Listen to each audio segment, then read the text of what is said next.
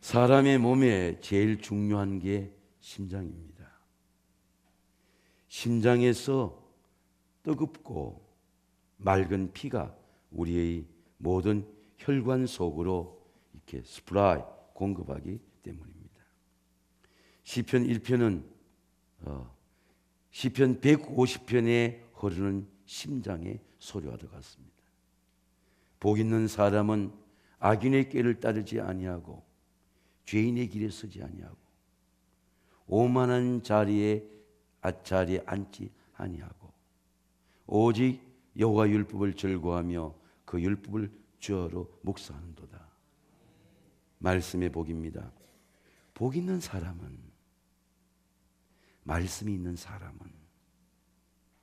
악인의 꾀를 따르지 아니하고,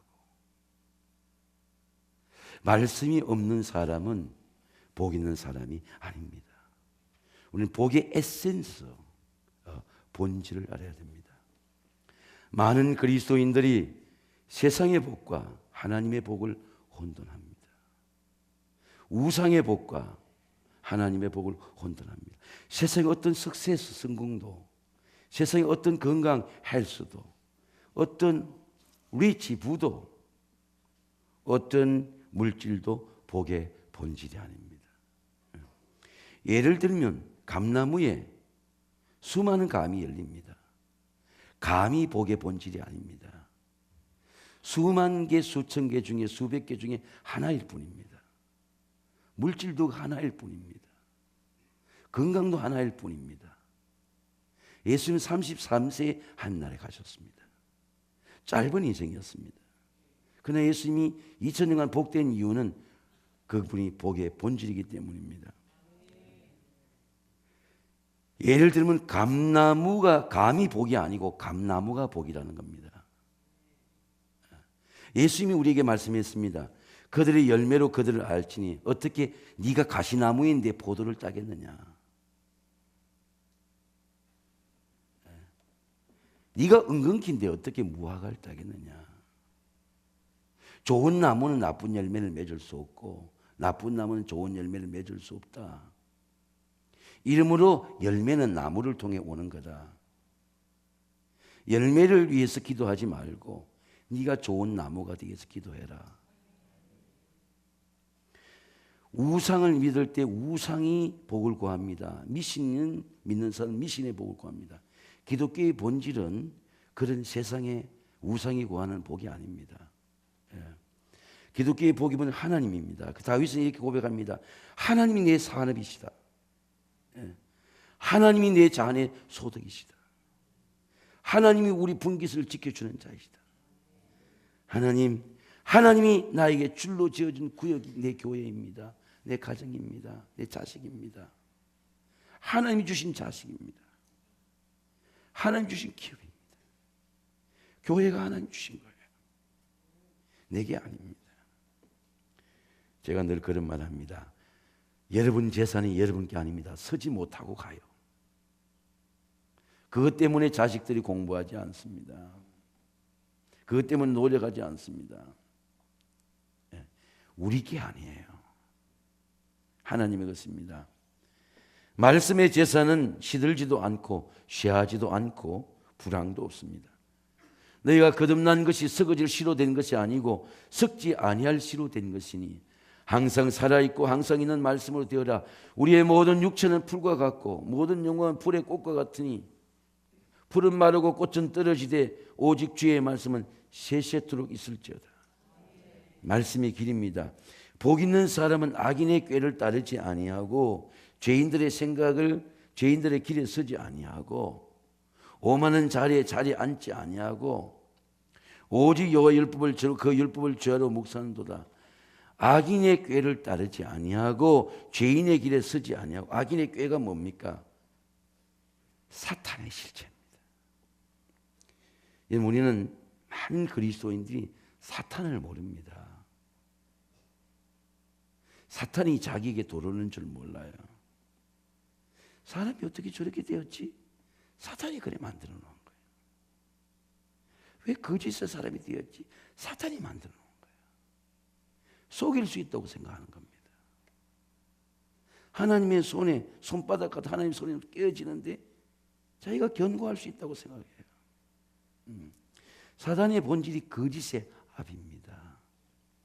너희는 너희 압이 마귀에게 났으니 너희의 압이 욕심대로 너희에게 행하고자 하느니라. 그는 처음부터 살인한 자요 그 속에 없으므로 진리에 서지 못하고 거짓을 말할 때마다 제 것으로 말하느니 그는 거짓말쟁이요 거짓 아비가 되었다. 사자는 거짓으로 유혹합니다. 예수님께서 이렇게 유혹했어요. 야, 당신 하나님의 아들인데 이 돌들이 떡덩이하게 하십시오. 예수님은 기도를 하신 분이 이게 사탄이구나. 이게 나를 부추겨 준 자는 사탄이구나. 나를 넘어지게 하는 자구나. 예수님이 말씀이 있는 분이니까 사람이 떡으로만 사는 게 아니야. 돈으로 사는 게 아니야. 사람이 하나님 말씀으로 사는 거라. 예수님이 신명기에 있는 말씀을 칼로 사탄에 딱 갖다 대요. 사탄이 물러가는. 그리고 예수님을 다시 꼭대기에 올라가 가지고 당신이 꼭대기에 내려내세요. 그럼 당신 하나님 아들이니까 천사들이 받쳐줄 겁니다. 나 여호와를 시험하지 말라. 너 여호와를 시험하지 말라. 신명기의 말씀에 보니까 너를 낮추시며 너를 줄이게 하시면 너도 알지 못하고 너 조상들도 알지 못해서 만나를 먹으신 것을 사람이 떡으로만 살 것이라 여호와의 말씀으로 살 것이라. 예수님도 말씀이 그 안에 있는 거예요. 말씀이 있으니까 이게 사탄이구나. 마귀가 또 그를 데리고 높은 산을 올라가서 천하 만국과 세상의 영광을 보여주고 만일 내게 엎으면 경배함 이 모든 걸 내게 주리라. 여러분 제가 그런 생각, 여러분 감독의 가운을 입고 서는 게 영광이 아니에요. 잘못은 벌거숭이 임금이 됩니다. 그한테 이제 내용이 없으면 그 서는 것 때문에 수치스러운 거예요. 여러분 하나님의 영광을 내가 입을 수가 없어요. 당신들이 천사가 수종될 겁니다. 그런데 예수님께서 사단아 물러가라. 여러분 한번 따르겠습니다. 사단아 물러가라. 예수님의 영광을 거부했어요. 천사가 수종되는 거부했습니다. 예수님의 말씀으로 악령을 쫓았습니다. 누가 자기를 높여주는 걸 좋아하지 않겠어요? 저 사단이 높여주는 거다. 거부했어요. 말씀의 겸손입니다. 복 있는 사람은 악인의 꾀를 따르지 아니하고 죄인의 길에 서지 아니하고 오만한 자리에 앉지 아니하고 오직 여호와의 뿔 저 그의 뿔 저러 묵사는도다. 여러분 하나님의 말씀을 받으면요 사람을 겸손하게 해요. 믿음을 겸손하게 합니다. 하나님께서 모세를 부르실 때 모세를 그대로 부르시지 않고 모세에게 네 발에 신을 벗으라. 네가 다시 종의 자리로 가라.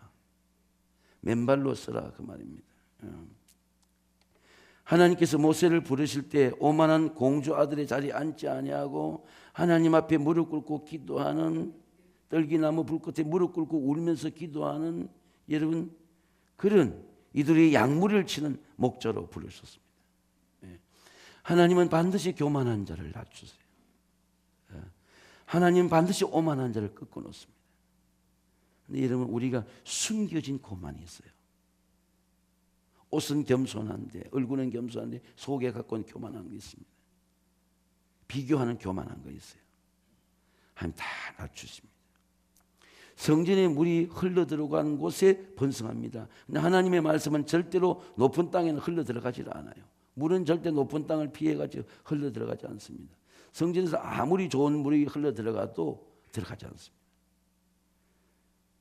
제가 어제 우리 교회 온 예배드리니 600여 명의 예배를 드렸는데 한 사람 한 사람에게 물이 어떻게 흘러들어가는지 다 보여줘요. 예배를 드리는데 마음이 예배를 안 드려요. 여러분은 누가 예배에 왔는지 살필 필요가 없습니다. 목사님이 살피고 계세요. 예배 중에는 내가 하나님으로부터 오늘 말씀을 받아야 내가 사는 것입니다. 말씀이 내한테 흘러들어와야 돼요. 내가 예배 때 어떤 자리에 있느냐, 내가 어느 곳에 있느냐 중요하지 않습니다. 내가 예배 때 어떤 애티튜드 자세로 내 하나님 말씀을 받느냐. 왜? 나를 살리는 말씀을 받아야 물이 흘러들어와야 내가 사는 거예요. 내가 번성하는 겁니다. 그래서 목사님의 말씀을 통해서 또 설교를 통해서 말씀을 받아야 됩니다. 내가 지금 교육자에게 사회자에게 그런 얘기했습니다. 사회자가 말씀 하나 읽는 것도 힘이 들어가야 돼요. 텐션이 들어가야 돼요. 사회자에게 어떤 농담이 들어가도 텐션이 들어가요. 그 긴장된 예배 속에 텐션이 들어가야 돼요. 나는 오늘 하나님 말씀을 읽는다. 이 말씀이 생명의 말씀이다. 이 말씀을 듣고 살아나는 사람이 살아나게 될 것이고, 할렐루야. 우리는 예배자입니다. 워시프 예배자. 예배자에게서 워크, 보런티어, 예배자에서 봉사자가 나오게 되는 것입니다. 그는 나를 데리고 성전의 문에 이르시니 성전의 앞면에 동쪽으로 향하였는데 문지방 밑에서 나와 동쪽으로 흐르다가 성전 오른쪽 제단 남쪽으로 흘러내리더라. 성전에서 흘러나오는 물이 성령의 물입니다. 마음을 낮추시고 하나님 앞에 무릎을 꿇고 기도하시길 바랍니다.